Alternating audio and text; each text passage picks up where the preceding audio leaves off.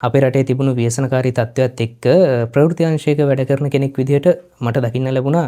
ඒ තැන්වල සිද්ධ වෙච්ච දේවල් එසනින් අපිට වීඩියෝ ලැබුණා ප්‍රාදේශීය වාර්තාකරුවන් හරහා. ඉතින් දැඩි කම්පන සහගත දේවල් දකින්න අහන්න වෙච්ච කාලෙකින් පස්සේ ටිකක් අර හිත හදාගන්නත් එක්ක පන්සලට ආපුහම අපේ හාමුදුරුවොත් එක්ක කතා බහ කරන්නට ලැබුණා. එතකොට තමයි මට තේරුම් ගියේ මිනිස්සු ව්‍යසනයකට පස්සේ හිත හදාගන්න හිත හයිය කරගන්න කොයිතරම් තවත් කෙනෙකුගේ වචනේ ප්‍රබල වෙනවාද කියන කාරණාව. ඒ නිසාමයි අද මේ කතා බහ ඔබට සමීප කරන්න ලෑස්ති වුණේ. ඒ සඳහා අපේ හාමුදුරුවන් වහන්සේ හබරණ අනුමහා මහින්ද මූලික පිරිවෙනේ පරිවර්තනාධිපති කුඹුක්කව ශ්‍රී අභිනවාරාමය ඇතුළු විහාරයන්හි අධිපති ශාස්ත්‍රපති රාජකීය පඬිත පූජ්‍ය පදවියේ ධම්මදස්සේ අපේ හාමුදුරුවන් වහන්සේව නමස්කාර පූර්වකව පිළිගන්නවා අපේ වැඩසටහනට. අපේ හාමුදුරුවනේ අපි පටන් ගමු මේ කතාව දැන් මෑත කාලිනව සුනාමියෙන් පස්සේ. අපිට මේකනේ මේ දැවැන්තම ව්‍යසනයක් විදිහට අපේ රටේ ගොඩ බොහෝ දින අතර කතා බහට ලක් වුණේ. බෞද්ධ ඉතිහාසයේත් මේ වගේ කාලයන් අපි පහු කරගෙන අවිල්ලා තියෙනව නේද? තෙරුවන් සරණයි. මෑත කාලීනව ඇතිවෙච්ච දැන් මේ සතියක් සති දෙකක් වගේ කාලයක් තුල ඇති වුණ මේ මහ විශේෂණය සුනාමි ඛේදවාචකයට වඩා භයානක ඛේදවාචකයක් බව අපි හොඳටම දන්නවා. ඉතිහාසයේ දිහා බලපුවාමත් අපට හම්බ වෙනවා විවිධ කාලවකවානු වල විවිධ උපද්‍රව. ගම් වතුරම විතරක් නෙමෙයි විශේෂයෙන්ම විදේශීය ආක්‍රමණ නිසා අපේ රට හානියට පත්වෙච්ච අවස්ථාවක් තියෙනවා.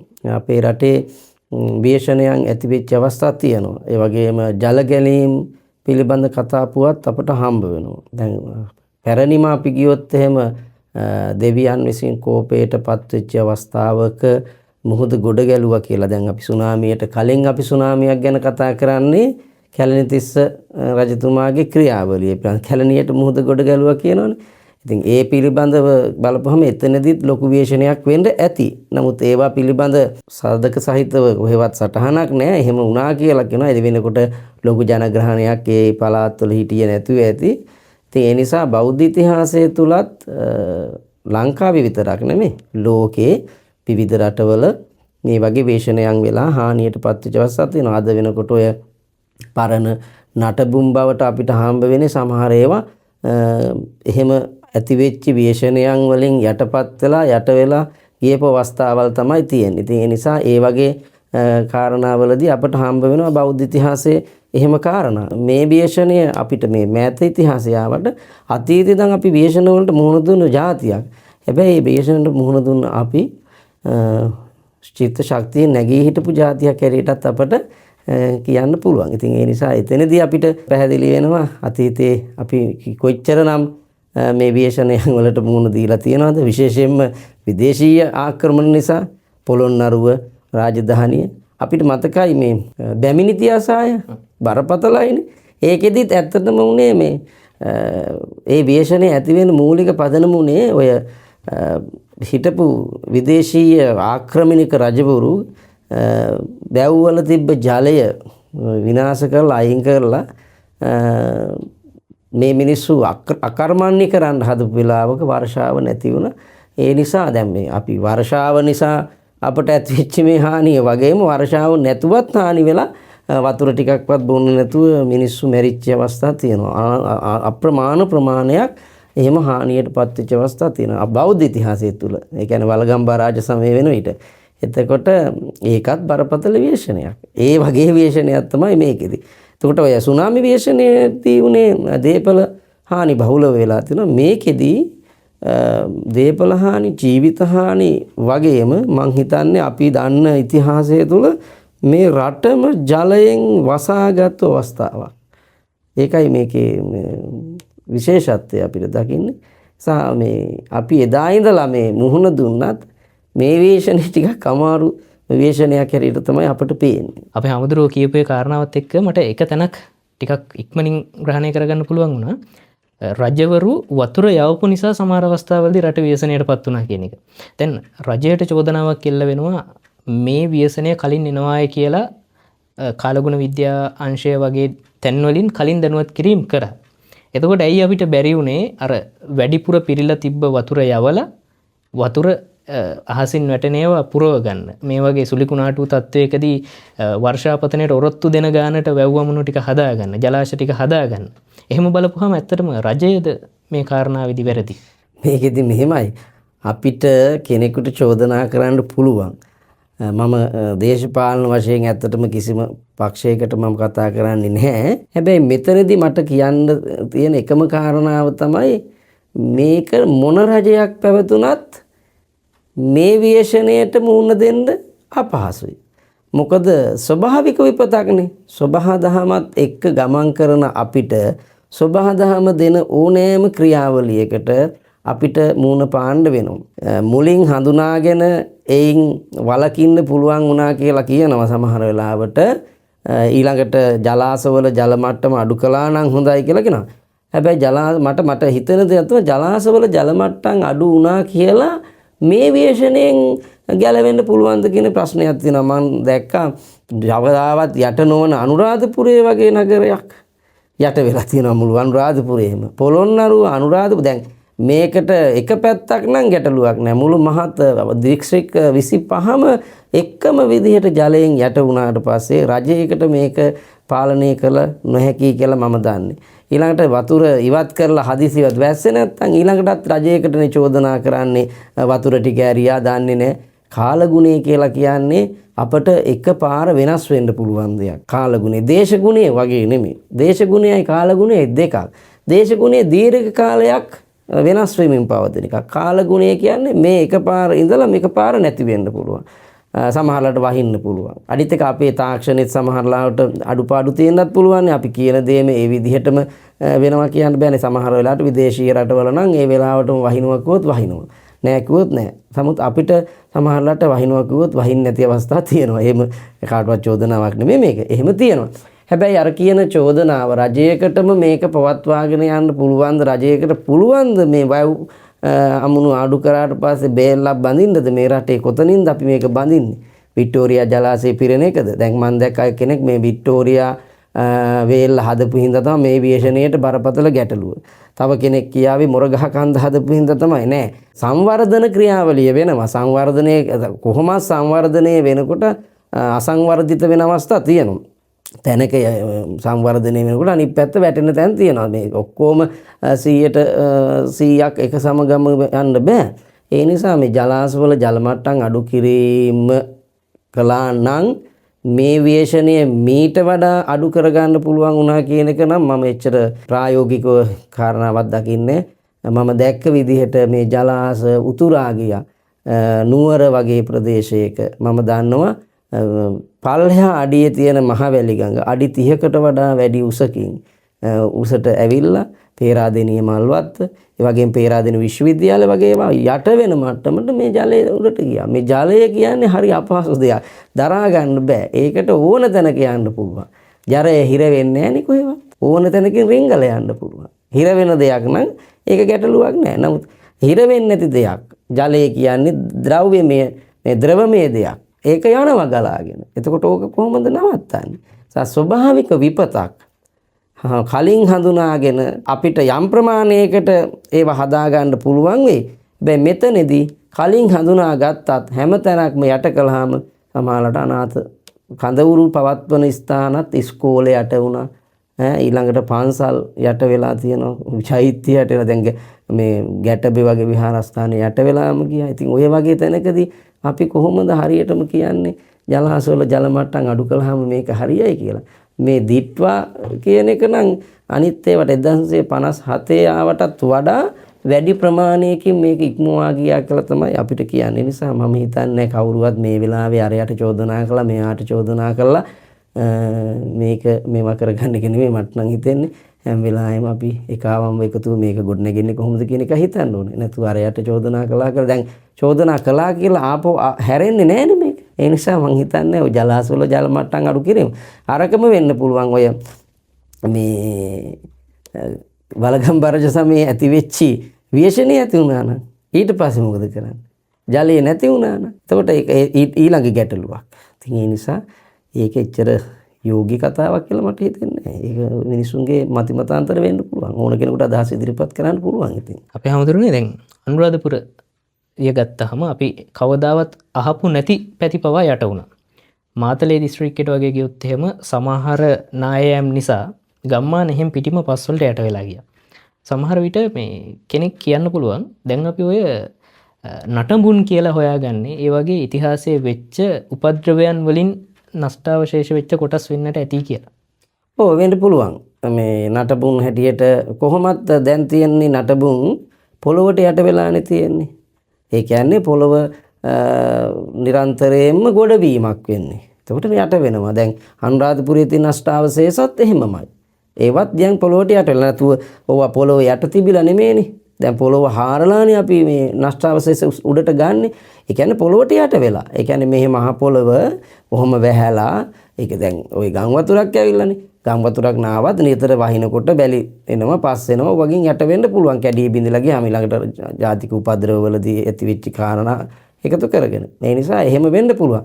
හැබැයි මට හිතෙනවා මේකෙදි මේ විශේෂණයේදී රජයක්වත් කාටවත් වඩා මේ මිනිස් ක්‍රියාකාරකම් වල ප්‍රතිඵල අපට භුක්ති විඳින්න උනා කියලා හිතෙන්නේ නැද්ද අපට?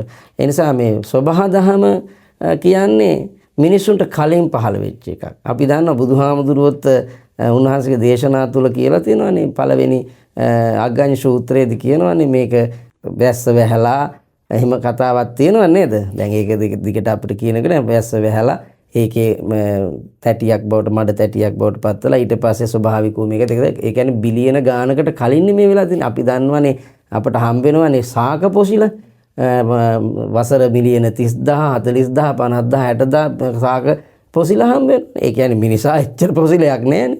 ඒ නිසා මේ ස්වභාවික පරිසරයේ බිහි වුණේ මිනිසට කලින් මානවයාට කලින්නේ. මානවයා ස්වභාවික පරිසරය පාලනය කරන්න ගියාට ඒක කොතෙක් දුරට සාධාරණ වෙනවද නැහැ. මේක හැබැයි කියනකොට කියන්න පුළුවන් මිනිස්සු කොහෙද ජීවත් වෙන්නේ කියලා. හැබැයි මිනිස්සු ජීවත් වෙන තැන්මද හානි වෙන්නේ. මිනිස්සු ওই හැම තැනකම ජීවත් වෙනවද? මිනිස්සු ජීවත් වෙන්න පරිසරය ගෙවල් විතරමද හදලා තියෙන්නේ. අපි දන්න විදියට නම් එහෙම නැහැ. එහෙම බැලුවොත් මේ පෘථිවියට මිනිස්සු කියන ජීවීන් බිහි වෙලා බොහොම කෙටි කාලයයි අපේ හැමදෙරෝනේ. එතකොට මේ කෙටි කාලය ඇතුළේ මේ තරම් ව්‍යසනයක් වෙනවා කියන්නේ ඒක ගොඩක් අපි හිතනවට වඩා සංකීර්ණ තත්ත්වයක්. ඔව් දැන් අපි කියන්නේ දැන් පාරක් කැලයක් මැදින් පාරක් යනවා මිස පාරක් මැදින් කැලයක් ගිහිල්ලා නැහැ නේ කොහෙවත්. වර්තමානයේ තියෙන්නේත් කැලයක් මැදින් පාරක්. එතකොට මේ කැලේ මැදින් පාර ගියාම ඒ පාරේ යන සත්තු හරි කවුරු හරි යනවා ඒ පාරේ. අපි කලේ ඒ මැදින් මැද පාරක් හදාගෙන අපිට යන්න හදාගත්තා. එතකොට තවත් කෙනෙක් කියන්න පුළුවන් මේ සාකච්ඡාවේදී අපිට චෝදනාවක් එල්ල කරන්න පුළුවන් හාමුදුරනේ මිනිස්සුන්ට ජීවත් වෙන්න භූමියක් ඕනේද? ඕනේ. මිනිස්සුන්ට ජීවත් වෙන්න භූමියක් නැතුව ජීවත් වෙන්න බෑ. හැබැයි දැන් මේ සමහර තැන් බලන්නකො මිනිස්සු ජීවත් වෙන්නේ නැතුණට අක්කර ගණන් වන විනාශ වෙලා තියෙනවානේ. ඒ එහෙම වෙලා තියෙනවානේ. එතකොට මොකද වෙන්නේ? දැන් භූතානයේ වගේ රටක නම් මගේ හිතේ වාර්ෂිකව මේ පරිසර පද්ධතිය දියුණු කරගෙන ක්‍රමයක් තියෙනවා. මම දැක්ක ජනාධිපතිතුමත් කියලා තියෙනවා ඔය කඳුකර ප්‍රදේශවල වගා කරනවා මේ වන වගා කරනවා. ගොඩක් වෙලාට මේ මූල පද්ධතිය හදාගත්තාම ගැළවිලා යන එක නැත්තම් මේ නාය යන ගැටි ටිකක් අඩු වෙන්න පුළුවන්. වේශනයක් අඩු වෙන්න පුළුවන්. එක තැනකින් වේශනයක් ඇති වුණාම බරපතලයිනේ පල්ලෙහාටම ආපුවා මේක බරපතල ප්‍රමාණයක් වෙනවා. ඒ නිසා මේ මිනිසුන්ට ජීවත් වෙන්නත් පරිසරය අත්‍යවශ්‍යයි. ජීවත් වෙනකොට අපිට ඉන්න තැනකුත් ඕනේ. ඉතින් ජීවත් වෙන අපි හුස්ම ගන්නත් අපිට පරිසරය ඕනනේ. එතකොට අපි තේරුම් අරගන්න ඕනේ මේ දෙකොල්ලම සමතුලිතතාවය නැති එක කියලා මට හිතෙනවා. සමතුලිතතාවය පරිසරය සහ මිනිස්සු අතර සමතුලිතතාවයක් නැති එක මේ ව්‍යසනයන්ට මූලික පදනමක් වෙනවා කියලා මට හිතෙනවා. දැන් උතන ගැටලුවක් තියෙනවනේ අපි හඳුරන්නේ. දැන් මිනිස්සු බොහොම වෙහෙස මහන්සියෙන් දාඩිය මුගුරු කැප කරලා හදාගත්ත Tamanට ඉන්න හිටින්න හදාගත්ත ගේ දොර. එහෙම නැත්නම් හදාගත්ත වගා බිම හම්බ කරගෙන කන තැන. දැන් මිනිස්සු කැමති නැහැ ගෙයක් දොරක් දීලා ඉඩමක් දීලා යන්න දැන් මෙතනින් මෙතන අවදානම් ගිහිල්ලා අපි ලබා දෙන්න තැන කෙතෙන්ට යන්න කියලා කිව්වත් මිනිස්සු අත්හැරලා යන්න කැමති නැහැ. මොකද මිනිස්සු බොහොම වෙහෙස මහන්සියෙන් ඒවා හරි හම්බ කරගත්ත දේවල්. ඉතින් ඒ වගේ අවස්ථාවකදී මොකද කරන්නේ? නෑ ඉතින් හැමදේම නැති වෙන ලෝකේ දාලා යන්න වෙනවා. දැන් මේකෙදි යට වුණ මිනිස්සු ගිහින් හිටියනම් සමහරලාට බේරෙන්නේ නැද්ද? එකක්. අනිත් එක දැන් අපි හදපු ජලාශ අපි දන්නවා මේ ජලාශ වලට ගම්මාන පිටින් යට වුණා. මේ ගම්මාන පිටින් යට වෙනකොට මේ මිනිස්සුන්ට ගම්මාන තුන්නා. දැන් මේ අනුරාධපුරෙත් තියෙනවනේ කොත්මලේ ජලාශයට යට වෙච්ච අයට මෙහි ඉඩම් දීලා. දැන් මේ මිනිස්සු ජීවත් වෙන්නේ නැද්ද? එතකොට ඒ නිසා අපි ප්‍රායෝගිකව කල්පනා කරන්න. අපි මැරෙනවද? එහෙම නැත්නම් අපි ජීවත් වෙනවද? කොහෙන් හරි තැනක් දෙනවා නම් ඒ මිනිස්සුන්ට දෙන්නේ නැත්නම් ඒතර ප්‍රශ්නයක් තියෙනවා. දෙනවා නම් කොහෙන් හරි තැනක් ඒ තැනට ගිහිල්ලා නැවත ගොඩනගා ගන්න ඕනේ. මොකද හැමදේම නැති වෙනවනේ. නැති වෙනවා කියලා අපි එතනම ඉඳලා නැති වෙලා යනවට වඩා ජීවත් වෙන්න ඕනකම තියන අය ජීවත් වෙන්න ඕනේ. ඒක තමයි මට නම් හිතෙන්නේ. ඉහළ මට්ටමින් නිර්මාණය කරගත්ත ගෙවල් දොරවල් එක වතුර පාරකට ගහගෙන යනවා. බලන් ඉද්දි හම්බ කරගෙන අර බොහොම අමාරුවෙන් අරගත්ත වාහනේ වතුර පාරට ගහගෙන යනවා. ඉතින් ඒ දිහා මිනිස්සුන්ට බලාගෙන ඉන්න සිද්ධ වුණා. මිනිස්සු ඉන්නේ මේ වෙලාවේ හරි හිත ඇවුලින්. දැන් ආපහු අපි යම් පඩියක් පහලට වැටිලා එතන ඉඳලා දැන් ආය නැගී සිටින්න පටන් ගන්න ඕන කාලයක්. අපි කොහොමද අවතන් වෙලා නම් එහෙම නැත්නම් අපේ සමීපතමින් දැන් අපි ළඟ නැත්නම් ඒ අය අහිමි වෙලා නම් කොහොමද හිත හදාගන්න ඊළඟ ගමන යන්න? අපි නැගී හිටින්න ඕනේ. අපි දන්නවනේ ජපානයේ හිරෝසිමාවට නාගසාකිය වලට බෝම්බ වැටෙනකොට ඒ මිනිස්සු වැටුනේ නැහැ. ඒ මිනිස්සු නැගිට්ටනේ. රටවල් ඕන තරම් එහෙම නැගිටපු අවස්ථා තියෙනවා. මේ වෙලාවේ අපේ රටේ මිනිස්සු හරිය මානුෂීයයි. හැමෝම එකවන්ව එකතු වෙලා මේ වැටුණු මිනිස්සුන්ට අතහිත දෙනවා. විශේෂයෙන්ම විහාරස්ථාන හාමුදුරුවෝ අපිට හැමදාම බනිනවනේ පන්සල් ලස්සනට හදලා තියෙනවා කියලා. හැබැයි මේ වෙලාවේ හාමුදුරුවෝ මුල් වෙලා මේ කටයුතු වල ශක්තියක් වෙලා තියෙනවා. ඒ නිසා මම ප්‍රජාවට මතක් කරන්නේ වැටුණා කියලා අපේ හිත කඩා හලා ගන්න එපා. අපි නැගී හිටිමු. ඔබට බත් එක්ක අපි හැමෝම ඉන්නවා. අපි හැමෝම ඔබට යම් ශක්තියක් වෙනවා. උපරිම අපිට යන්න බැරි වෙයි. නමුත් ඒ ප්‍රමාණයට කොහොමත් අපි දිරියෙන් අපි ශක්තිමත් වෙන්න ඕනේ. අපේ හිත හදා ගන්න ඕනේ. අපිට බුදුහාමුදුරුවෝ දේශනා කළෙත් එහෙමයි. අනිකුත් ආගමික නායකයනුත් අපිට කියන්නේ ටිකම තමයි මේ හිත ශක්තිමත් කරගන්න. මේ වැටිච්ච එක එක්කෙනෙකුට වැටුණා නම් අපි දරා ගන්න බෑ.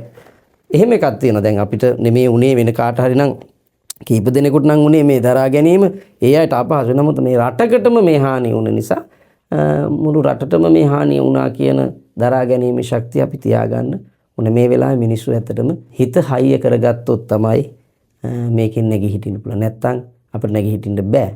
ඒක රජයේම අපිට දෙනවා කියලා එහෙම කරන්න ඕනෙත් නෑ. අපි මගේති රජයෙන් විශාල ධනයක් ඒ සඳහා වැය කරනවා කියලා මතක් කළා. හැබැයි ඒකෙදි ඒ දෙන එකට සාපේක්ෂව අපි නැගී හිටින්න සූත්සාහයෙන් උත්සාහ කරන්න ඕනේ. ඒක ලේසි නෑ. කෙනෙක් කියන්න පුළුවන් හාමුදුරුවෝ කියන විදිහට ඕක කරන්න බෑ. ඒක අපි දන්නවා. අපි කියන විදිහට එකපාර ඕක ගොඩනගන්න බෑ. හැබැයි අපිට බෑ කියලා දෙයක්වත් නෑ. අපිට පුළුවන්. පුළුවන් කියන සංකල්පය ගියොත් තමයි අපිට නැගී හිටින්න පුළුවන්. ඒ නිසා ඒ සඳහා හිත බොහෝම ශක්තිමත්ව පවත්වාගෙන යන්න ඕනේ. ව්‍යසනයෙන් පස්සේ ගොඩක් අය කියපු කාරණාවක් තමයි අපි හඳුනන්නේ රජවරු කවදාවත් ගිහිල්ලා උඩරට එහෙමත් නැත්නම් ඔය කඳු කපාගෙන ඒ අවදානම් සහගත පැතිවල ජනාවාස ඉදි කරන්නවත් ලොකු ලොකු අගාබිම් ඉදි කරන්නවත් උත්සාහ කළේ නැහැ. රජ කාලේ කොහොමත් අවදානමක් නැති පැතිවල තමයි වැව් වමුණු ටික හදලා රට ශාස්ත්‍රීය කරන්න උපකාර කරේ කියලා ඔන්න පිරිසක් කියන්න ගත්තා. ඒ අතරේ තවත් පිරිසක් කියන්න ගත්තා නෑ ඒ වුණාට මේ සුද්දගේ කාලේ ඇවිල්ලා හදපුවට හානියක් උනේ නෑ. ඔය අපේ මිනිස්සු හදපුවා තමයි ওই විදිහට හානි වෙලා ගියේ. සුද්දගේ තාක්ෂණය හොඳයි අපේ තාක්ෂණය ඒ තරම්ම ගැලපෙන්නේ නැහැ සුදුසු නැහැ වගේ කාරණා සෑහෙන මතිමතාන්තර මෙච්චර ව්‍යසනයක් වෙලා තියෙන අතරේ අන්න ඒ වගේ මේ කවුද හරි කවුද වැරදි වගේ කාරණා ගලපා ගන්න මිනිස්සු අතර සමාජ මාධ්‍ය විශේෂයෙන්ම දැඩි කතාබහක් ඇති වුණා. ඒක නැත් අපි පොඩි පැහැදිලි කිරීමක් කරමු. ඒකදී මේ කවුද හැදුවේ කෝකද හැදුවේ කියන එක නෙමෙයි. රජවරු ඇත්තටම සැලසුම් සහගතව වැඩ කරේ. අපි සැලසුම් සහගතව නෙමෙයි වැඩ කරන්නේ. අපට හිතුණද එතන අපි වැඩේ කළා. ඒක හොඳද නරකද ඒවා දන්නේ. ඇත්තටම මේ දැන් නගර යට වෙන්නේ. සමහර නගර යට වෙන්නේ අපි දන්නවා මේ වගුරු බිම් තිබ්බා ඒවා දැන් ගොඩ කරලා. ඒවයි ගොඩ නැගිලි ගහලා. සමහර මේ රටක සංවර්ධනයට අපි ඉගෙන ගන්න කාලේ අපිට මතකයි ওই සමාජ අධ්‍යයන ඉස්සර තිබ්බා. ඕකේ වගුරු බිම් කියන එක මේ රටේ දියුණුවට හේතුවක්. ඇයි දැන් අර ජලය ගලාගෙන යෑම ඒ වගේ දේවල්. දැන් ඒවා ගොඩ කරලා මඩ ඉඩම් ගොඩ වුණාම වතුර නිතර රඳා පවතින තැන් ගොඩ වුණාම මේ වගේ වේශනයන් වෙන්න පුළුවන්. රජවරු එහෙම කරන්න ගියේ නෑ. රජවරු කන්දවුරටත් රාජධානියෙත් අවශ්‍ය තැන්වල ඒවා කළා. අනවශ්‍ය තැන්වල ඒවා කරන්න ගියේ නෑ. ඇත්තටම අවශ්‍ය තැන්වලට වඩා අනවශ්‍ය තැන්වල නිර්මාණය කරලා තියෙන මිනිසුන්ගේ ගෙවල් නෙමෙයි. ඒකත් විශේෂයෙන් කියන්න ඕනේ. සමහරලාට තමන්ගේ ව්‍යාපාර දියුණු කර ගැනීම සහ ව්‍යාපාරික ඥානය එකතු කරගෙන බල තණ්හාවෙන් යොදාගත්තු ඒවා කියලාත් අපිට සමහර තැන් තේරෙනවා. එතනින් තව කෙනෙක් තර්කයක් ගැන උලංග තේරුනේ. එහෙම බැලුවොත් එහෙම මේ අපේ රටේ තියෙන ඔය වගේ ලස්සන තැන්වල හදලා තියෙන හෝටල් ටික එහෙම නැති වෙලා ගියොත් ওই ටික අයින් කළා දැම්මොත් අපේ රටේ සංචාරක කර්මාන්තයට මොකද වෙන්නේ? වගේ ප්‍රශ්නයක් කෙනෙක්ට ඔය එක්කෙනෙකුට එකක් කියන්න පුළුවන්. සංචාරක කර්මාන්තයේ හෝටල් පිළිබඳ නෙමෙයි මම මේ කියන්නේ. සමහර දේවල් හරියටම මේ වගේ ගැටලු ඇති වෙනවද නැද්ද කියලා බලලා නිර්මාණය කළා නම් සමහරට හොඳයි. ඒව හැම එකම ඕනේ අපිට. නැතුව බෑ. ගැටලුවක් තියෙනවනේ අපේ හොඳට. සමහර කාලවල අදටත් තියෙනවා කියලා බොහෝ අය කියනවා. දේශපාලන හයියෙන් අනවසර ඉදිකිරීම කරන්න අස්සන ගහගන්නවා සමහර අය. සමහර අය දැන ඇඳුනුම්කමට එහෙම නැත්නම් රක්ෂිත කපාගෙන ඒවා කිසි ප්‍රශ්නයක් නැතුව ඒවා නීත්‍යානුකූල ඔප්පුවට හරවගෙන ඒ වගේ අනවසර ඉදිකිරීම කරලා තියෙනවා. එක්ක දේශපාලනයේ වේවා නැත්නම් ඔය යාලුකමට වේවා කොහොම හරි ඒ වගේ මේ බලයේ තියෙන අය එහෙම නැත්නම් ඔය රාජ්‍ය ආයතන වල සමහර අය අත යටින් කීයක් හරි අරගෙන ඒ වගේ අනවසර ඉදිකිරීම කරන්න අස්සන ගහලා දුන්නා කියලා කියනවා. එහෙම බැලුවොත් එහෙම හරියටම අපි කතා කරොත් ඒ අය නේද මේකට වැඩිපුරම නියාමනය කරන අය තමයි සම්පූර්ණයෙන්ම වග කියන්න ඕන හරියට නියාමනය නොකරනවා නම්. එතකොට දේශපාලකයෙක්ද රාජ්‍ය නිලධාරියෙක්ද මේ කතාව නෙමෙයි. මගේ වාසිය තකා මම වැරදි තැනකට වැරද්දක් කරනවා නම් ඒක වැරදි නම් ඇයි ඒක අපි කරන්නේ? ඒකෙදි එක්කෙනෙකුට නෙමෙයි හානි වෙන්නේ. දැන් සමහර විට එක්කෙනෙකුට දෙන ස්ථානයක් කඩාගෙන පල්ලෙහා ඉන්න දහස් දෙනෙක් විනාශ වුණොත් මොකද කරන්නේ? එතකොට රටට එන සංවර්ධනයට වඩා රටට එන විපත වැඩිනේ. දැන් සංවර්ධනයට අපි කිව්ම ඩොලර් එනවා කියලා. ඩොලර් මිලියන 10ක් එනකොට අර විනාශ වෙච්ච එක ඩොලර් මිලියන 100ක් යනවා නම් මොකටද ඩොලර් මිලියන 10ක් අපිට? එතකොට මේ වැයට වඩා මේ ආයට වඩා වැය වැඩිනේ. ඒක නිසා තමයි මේ ඒවා මේ හොඳ කළමනාකාරීත්වයක් කියලා එකක් කියන්නේ. බුදුහාමුදුරුවෝ කළමනාකාරීත්වය කිව්වා. බුදුහාමුදුරුවන්ගේ පරිසර පද්ධතිය කාලේ මිනිස්සු ගෙවල් හැදුවේ නැත්ද? මිනිස්සු ඔය ව්‍යාපාරික කටයුතු කළේ නැත්ද? කළා. මේ රටේ මේ දැන් ඇත්තටම කියන්න මේ සංචාරක හරි කවුරු හරි දැන් සල්ලි ලැබෙන්නේ කොහෙන්ද? කවුරු හින්දා සල්ලි ලැබෙන්නේ? සංචාරක අපේ රටේ. ඔව් සංචාරකයෝ වෙන්නේ කවුරු හින්දාද? හෝටල් බලන්නද? නෑ. මේ රටට සල්ලි ලැබෙන්නේ දුටු ගැමුණු රජුරු හින්දා. මේ රටට සල්ලි ලැබෙන්නේ වලගම්බා රජුරු හින්දා. මේ රටට සල්ලි ලැබෙන්නේ රාජරාජ මහා මාත්‍යවරු හින්දා. කෙනෙක් අහන්න පුළුවන් එහෙම මොකද?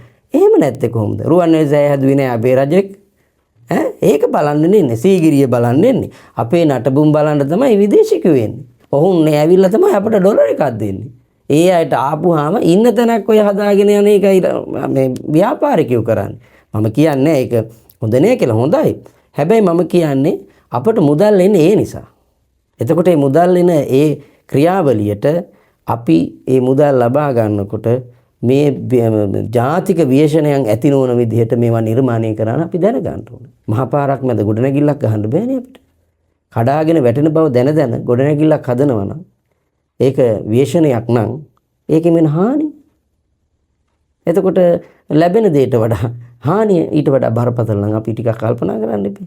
එහෙම නැතු මේ වාසිතකා වැඩ කරන එක ගැලපෙන්නේ නැහැ. මේ විශේෂණෙත් සමහරලාට එහෙම වෙන්න පුළුවන්. අපිට හානිය ඇති වෙච්ච අවස්ථා. දැන් පන්සල් වලට ඔය බයින්නේ මිනිස්සු. හැබැයි පන්සල් වලින් වැඩ කරන්නේ නැද්ද? කෙනෙක් එහෙම නොකර ඉන්න පුළුවන්. මේ ව්‍යසනය වෙලාවේ ජාති ආගම් ભેද කිසි දෙයක් අපි දැක්කේ නැහැ. මුස්ලිම්, දෙමළ, සිංහල, බර්ග වෙන දෙයක් තියා පිටරටින් අපේ රටට සංචාරයට ආපු විදේශිකයෝ පවා මේ වෙලාවේ මනුස්සකමින් අත්අල්ල ගත්තා ජාතියක් විදිහට නැගිටින්න ඕන කියන කාරණාව විතරක් පෙරදරි කරගෙන. හැබැයි ඒ ඇස්සේ මේ තමන්ගේ පෞද්ගලික වාසි සරි කරගත්ත අය නැතුවම නෙවෙයි ඒ අයත් ඉන්නවා. කියන්නේ අපිට සමහර තැන්වලදී ආරංචි වෙන අපේ හඳුනන්නේ සහනාධාර අරගෙන ලොරිය යනකොට ගමේ මුදලාලි කියනවා නෑ ওই පැත්තට සහනාධාර ටික හම්බුණා යන්න කියලා. හේතුව බලනකොට ගමේ මුදලාලිගේ මේ බිස්නස් ටික ව්‍යාපාර කටයුතු ටික අඩපණ වෙයි කියන බයත් එක්ක. අර ඒ වගේ නොගැලපෙන දේවල් කරපු අය නැතුවා නොවේ. හැබැයි වැඩි දෙනෙක් අපි ශ්‍රී ලංකීයයන් විදිහට මේ තත්ත්වයට මුහුණ දෙන්න අනිත් අයට උදව් කරන්න පෙළඹුණා. ඒකෙදි මම දකින්න ඇත්තටම ලොකු කනගාටුවක් දකින්න. අපිත් ඇත්තටම ලොකු ආධාර සංඛ්‍යාවක් ලබා දුන්නා විවිධ ස්ථානවලට ලක්ෂ 70කට වඩා. ඉතින් මෙතනදී මේ අපිට පේනවා සමහර දේවල් දර්ශන අපිට පේනවනේ. එකක් සමාජ ජාලාවල ක්‍රියාකාරීන්ගේ ක්‍රියාවලියෙන් කෙනෙක් යමක් කරනකොට ඔහුව හාස්‍යයට ලක් කරලා බැනලා මම දැක්ක අර ප්‍රවීණ දේශකයෙක් ගිහිල්ලා හොඳ දක්ෂ ගුරුවරයෙක් ගිහිල්ලා ඔහුගේ බියදමින් බඩු බෙදනකොට ඒකට චෝදනා කරනවා හෙලිකොප්ටරයකින් ගියේ කොහොමද? ඉතින් ඒ සල්ලි තියෙනවා නම් එයාට ගිහින් කරන්න පුළුවන්. ඒක ඇයි අපි ඒක අකුල් හෙලන්නේ? අපිට එහෙම ඕනේ නෑ. ඉතින් මේ වෙලාවේ අර බොරදියේ මාළු බා ගන්න ස්වභාවයක් කරනවා නම් ඒ මිනිස්සුන්ට ඇත්තටම ගම් වතුරටත් වඩා පීඩනයකින් ඒවුන්ට ජීවිතේ හානි වෙනවා. ඊළඟට මම දැක්ක අපේ අනුරාධපුරේ නගරේ කියලා තමයි වීඩියෝ වල තිබ්බේ. මේ වේෂණයේ වෙලාවේ හැමෝම ගැටලුවටනේ පත් වෙලා හිටියේ. මම දැක්කනේ අර සත්තු මරාගෙන මිනිස්සු එහෙම කනම වෙන්න පුළුවන්. නමුත් මාළු මරණ විදිය මේ ගම් වතුරේ ගහගෙන යනවා. ඒ ඇස්සේ ගිහිල්ලා අනවශ්‍ය දේවල් කරනවා. එතකොට මේකෙදි ගුණාත්මක භාවය කොහෙද ගිහින් තියෙන්නේ? ගුණාත්මක නොවන තරමටම ඇත්තටම හානි වෙනවා. මම එක කාරණාවක් කියන්න. සුනාමිය ඔබට මතකයිනේ. ඒ සුනාමිය ආවට පස්සේ මීට පෙර සුනාමියක් ආවද කියලා කතාවක් ආවා. එතකොට ඒකට කතා කළා ඔය කැලණියේ පැති වෙච්ච සුනාමිය. ඒක සුනාමියක්නේ. හැබැයි ඊටත් කලින් ඒ ගැන කතා කළා. ඒක දැන් ඒ සුනාමියත් එක්කම කතා කළා. ඒ කතා කරනකොට අපිට අපේ මේ කාරණා දිව ගියා මේ අතීතයටම. ඒ කියන්නේ ජාතක පොත් වහන්සේ. ජාතක පොත් වහන්සේගේ තියෙනවා සමුද්දවාණි ජාතකය. ඒකේ සුනාමියක් ගැන කතා කරනවා. ඒ සුනාමිය ඇති වුණේ කොහොමද? දෙවියන් විසින් ලස්සන භූමියක් හොඳට තියාගෙන ඉන්නකොට ඒ භූමිය අවලස්සන කිරීම නිසා දෙවියෝ කෝපයටපත් වෙලා ඒ භූමිය විනාශ කළා. ඒක තමයි ඒකේ මම ඔය කෙටියෙන් ඒක ගැන කිව්වේ. එතකොට මේ බුදුහාඳුරගේ රමණීයයන් අනන්‍යයන් යත්තන රමති බීතරාගාරාමේ සන්තනතේ කාම ජයස මේ ස්වභාවික පරිසරයේ ලස්සනට තියෙන ස්වභාවික පරිසරයට අර වගේ නොගැලපෙන දේවල් ආව මේ විශේෂණයක් ඇති වෙච්ච වෙලාවෙත් ගුණාත්මක භාවයේ දුර්වල වෙලා නම් අපිට තියෙන තාත්වය මොකක්ද? ඊළඟට මේ වෙලාවේ අයුතු ප්‍රයෝජන ගන්නව නම් කෙනෙක් වැඩක් කරනකොට එයාට බයිනවා නම් එයා ඊළඟට අනිත් අයට දෙන්නම් කියලා සල්ලි එකතු කරලා තමන්ගේ මේ මඩි තද කර ගන්නවා නම් ඒවා මානුෂීය ගුණාංග හැටියට වෙන්න තිරිසංගති හැටියට තමයි මේක කිව්වට කවුරුත් හිතරිදව ගන්න තිරිසංගති හැටියට තමයි මට පේන්නේ. ඒ නිසා ඒක හරීම අශෝභන ක්‍රියාවලියක්. ඇත්තටම මට මතක් කරන්න ඕන මේ පන්සල්. දැන් පන්සල් වලට හරියට දොස් කියනවා. නේද? එතකොට පන්සල් වලින් නෙමෙයිද වැඩ කළේ. මම ගියා ඔය හසලක පැත්තේ පන්සලකට ඒ හාමුදුරු 100ක් තියාගෙන උයලා කන්න දෙනවා. පන්සලෙන් ඒ මිනිස්සු කියනවා අනේ හාමුදුරුවන්ට අතින් වේදම් කරගෙන. එහෙම බොහෝ තැන්වල විහාරස්ථානවල තමයි මේ ස්ථාන හැදුවේ. දැන් මිනිස්සු කියනනේ මහා දිග ධර්මශාලා මොකටද හදන්නේ? කවදාවත් මේ පන්සල් හැදුවට ඉවරයක් නේ. අඩි 100යි ධර්මශාලාවක දිග අඩි 200යි ධර්මශාලාවක දිග තට්ටු දෙකට ධර්මශාලා. හැබැයි විශේෂණයටපත් වුනහම ඔය අඩි 100 අඩි 200 ධර්මශාලාවේ තමයි ඔච්චර මිනිස්සු වෙලා 200 300 ඉන්නේ. ඒකට හාමුදුරු විරෝධතා පළ කරලා නේ. ඒක තේරුම් ගන්න ඕනේ. අපි සල්ලි ගන්නෙ නෑනේ. ඒ නිසා මේ වෙලාවේ අයිතු ප්‍රයෝජන ගන්න නෙගෙයි. හැමෝම එකවම නැගිටලා මේ මිනිස්සුන්ට අත දීලා මිනිස්සුන් ගොඩනගන්න මිනිස්සුන්ගේ හිත හදන්න වැඩ කරන්නයි ඕනේ. එහෙම නැතුව මේ රජයකට බැනලා අරයට බැනලා දේශපාලන වාසි ගන්න තමන්ගේ YouTube නාලිකාවේ ජනප්‍රියතාවය ගොඩනගන්න සමාජ මාධ්‍ය ජාලාව ජනප්‍රිය කරන්න තමන් ජනප්‍රිය වෙන්න ඒ තන්තයට යන්න එපා. ඒ තරම් පල්ලෙහාට වැටෙන්න එපා සිංහලයෝ. ඒක බෞද්ධද කතෝලිකද දෙමළද මුස්ලිම්ද බර්ගද කියලා කතාවක් නෑ. මොකා මොන විදිහට කළත් ඒක පහත් ක්‍රියාවක් හැටියටයි මම දකින්නේ. මේ ව්‍යසන අවස්ථාවේ අනිකා වෙනුවෙන් කැප වෙලා වැඩ කරපු එහෙමත් නැත්නම් සමහර අවස්ථාවල අපි දැක්ක තරුණයෝ තවත් කෙනෙක්ව බේරගන්න යනවා මේ මහා ගම් වතුරක් මැද්දේ තමන්ගේ ජීවිතය ගැනවත් හිතන්නේ නැතුව. ඇත්තටම තරුණ ප්‍රජාව මේකට ලොකු කැපකිරීමක් කළා. ඒ වගේම අපේ රණවිරු පොලිසිය, හමුදාව, ගුවන් හමුදාව, නාවික හමුදාව තමන්ගේ ජීවිත පරිත්‍යාගයෙන් දිවා රාත්‍රී නොබලා මේ කටයුතු කළා. ඒකත් මේ වෙලාව විශේෂයෙන්ම මතක් කරන්න ඕනේ. මේක අතිශය වැදගත් වෙනවා ඒ අයගේ කැපකිරීම. මගේ හිතේ යුද්ධයේ ඇති කරපු මානුෂීය මෙහෙයුමට සමාන මෙහෙයුමක් රෑ දවල් නොලබා ඒ කට්ටිය ඒ කටයුතු කළා. ඒ වගේම තරුණ පිරිස් මම දැක්කා විශාල තරුණ පිරිස් මේ සඳහා කැප වුණා. ස්වාමින් වහන්සේලා මේ සඳහා කැප වුණා. හැබැයි එක කාරණාවක් මතක් කරන්න ඕනේ. මේ වේෂණයටපත් වෙච්ච ප්‍රජාවට ආධාර බෙලන්න යනකොට ඒ අයගේ වේෂණය සතුටක් කරගන්න එපා. මිනිස්සු සතුටු වෙලා බීලා සින්දු කියාගෙන මේවා බෙදන්න ගිහිල්ලා වැඩක් නැහැ. මිනිස්සුන්ගේ හදවත්වල දුක වේදනාව අපිටත් දැනෙන්න ඕනේ. අපි දැක්කා එහෙම අවස්ථා තියෙනවා. ඊළඟට මේක මේ සතුටු කරගන්නත් එපා. තරුණ ප්‍රජාව මේවා හැල්ලුවට ලක් කරගන්නත් එපා. එතකොට තමන්ගේ වටිනාකම නැති වෙනවා. තමන් කොච්චර කළත් ඒකේ වටිනාකම නැහැ. ඒ නිසා මම මේ වෙලාවේ මේ රටක් හැටියට ಜಾති ආගම් කුල මල ભેදයකින් තොරව ඒකාවන් වෙක්ව දේශපාලන නායකත්වය අනිකුත් දේශපාලන ක්‍රියාකාරී ඒ වගේම සාමාන්‍ය ප්‍රජාව මහා සංඝරත්නය අපේ අස්ගිරි මල්වතු මහා විහාරවල මහා නායක ස්වාමින් වහන්සේලා විශේෂයෙන්ම මේ වෙලාවේ දියවඩන නිර්මිතුමත් ලොකු කැපකිරීමක් නුවරට කළ බව අපිට පැහැදිලිව පෙවුණා. ඉතින් ඒවා ඒ වගේම අනිකුත් ආගමික නායකයන් ආගමික ස්ථාන අනිකුත් ප්‍රජා සත්කාර සේවාවන් ඒ වගේම ව්‍යාපාරිකයන් මේකට පුංචි හරි දායකත්වයක් දරමින් මේ කටයුතු කරන මේ හැමෝටම මම මේ වෙලාවේ පුණ්‍යානුමෝදනා කරනවා. මොකද ඔබ ඇත්තට මේ කළ සේවාව වටිනවා. එතනින් නවතින්න එපා. දැන් අපි හදිස්සියෙන් මේක කරගෙන යනවනේ. හැබැයි තව සතියක් දෙකක් යනකොට මේ මිනිස්සුන්ට කන්න නැති වෙනවා. අපි ඒකෙදි එකතු වෙන්න ඕනේ මේ මිනිස්සුන්ට යමක් කරන්න. මොකද හදිස්සියෙන් දෙනකොට ඔක්කොම දෙනවනේ. දැන් ඊට පස්සේ නැත්තට නැති වෙනවා. ඒ නිසා ඒ සඳහාත් කැපකිරීමක් අපි කරන්න උත්සාහ කරන්න කියන කාරණාව මම මේ වෙලාවේ මහා ප්‍රජාවකින් ඉල්ලනවා. ලෝකයේ මිනිස්සුන්ගෙනුත් එහෙම ඉල්ලන්නේ ඔබත් මේකට දායක වෙන්න. ඒකෙදි හැම වෙලාවෙම විනිවිද භාවයෙන් යුක්ත තැනකට මේවා යොමු කරන්නත් ඔබ කටයුතු කරන්න කියලා මම මේ වෙලාවේ සිහිපත් කරනවා. අපේ හැමතුරුනේ මේ වැටුණු තැනින් තමන් ගොඩාවොත් තමයි අපිට ජාතියක් විදිහට එකමුතුව මේ හිටියට වඩා තැනකට යන්න පුළුවන් වෙන්නේ. කොහොමද තමන් තනියෙන් ගොඩනැගෙන්න පටන් ගන්න?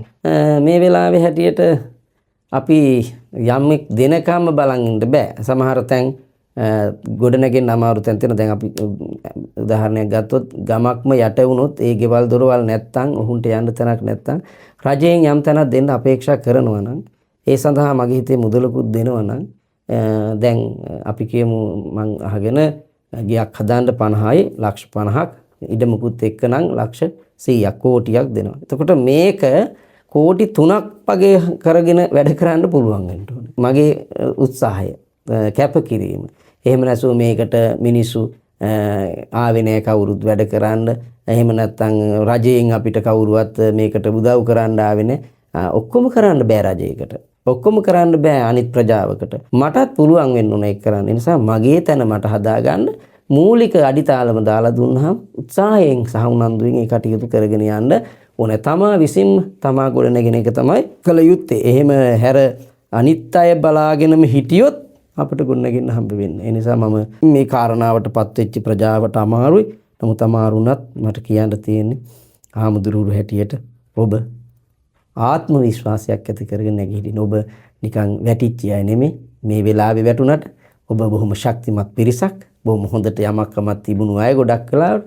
ඒ නිසා ඔබට පුළුවන් වෙන්න ඕනේ ඔබේ ආත්ම විශ්වාසය ඇති කරගෙන දැවත නැගිටින්න. එහෙම නැගිටපු අය ගොඩාක් ඉන්නවා. බොහොම පිං අපේ හැමතුරුනේ ශ්‍රී ලාංකිකයන් විදිහට ආයෙත් අපි හිටියට වඩා තැනකට යන්න ඕන කියන ඒ බලාපොරොත්තු ඇතුව අපි මේ බලන පිරිසට ජාති ආගම් ભેදයකින් තොරව නැවතත් පටන් ගන්න ඒ ලබා දුන්නු වචන ටිකේ හයිය වුණත් මම හිතන්නේ මේ වෙලාවේ මානසිකව වගේම භෞතිකව දේවල් අහිමි වෙලා ඉන්න අපේම මිනිස්සුන්ට ඒක බොහොම ශක්තියක් වේවි. නිසා වහන්සේට බොහොම පින් මේ කතා බහට අද සම්බන්ධ වුණාට. ඔව් මේ විශේෂයෙන්ම මතක් කරන්නේ මේක අපිට ඇත්තටම සමාජයට කියන්න අවස්ථාවක් නෑ. ඉතින් ඔයා මේ කටයුත්තේදී අපිව සම්බන්ධ කරගෙන මේක අපිට කියන්න අවස්ථාව සලසා ගැනීමත් බොහොම වටිනවා. ඉතින් ඒකට ඔබතුමාටත් බොහොම පිං.